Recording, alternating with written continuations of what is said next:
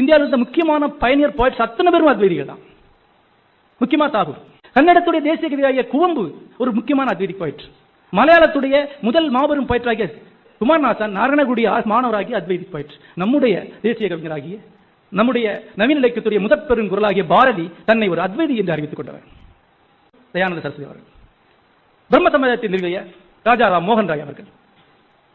அதன் பிறகு விவேகானந்த அவருடைய ஆசிரியராகிய ராமகிருஷ்ண பரமஹம்சர், நாராயணகுரு, அது ஒரு பெரிய வரிசை.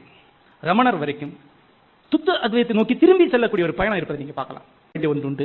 இந்தியாவிலே ஒடுக்கப்பட்ட மக்களிலிருந்து வந்த ஞானிகளுக்கு அவர்களுக்கு உரிய போராட்ட வடிவமாகவும் அவர்களுடைய தத்துவ சிந்தனையாகவும் இருந்தது அத்வைதம் தான்.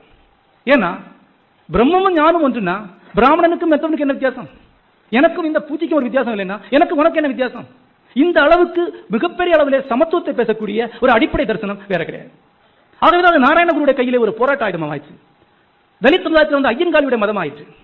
1800களில் சென்னையில் இருந்த தலித் மாற்றத்திற்காக போராடிய பல்வேறு அமைப்புகள் அத்வைத சபைகள் என்ற பெயரில் தான் அறியப்பட்டன. இருக்கு கிட்டத்தட்ட அத்வைதம் ஒரு 600 வருஷம் திறந்து வைக்கப்பட்டு அத்தனை பூஜை முறைகளை உள்ளே இழுத்து இன்றைக்கு அத்வைதம் என்று பார்த்தால் அது தேங்காய் உடைக்கணுமா வேண்டாமா, வெத்தலை வைக்கலாமா கூடாதா, வெத்தலை கூட 3 பாக்கு வைக்கணுமா இல்ல 1 பாக்கு வச்சா போதுமா என்ற அளவுக்கு வந்து நின்றிருக்கு.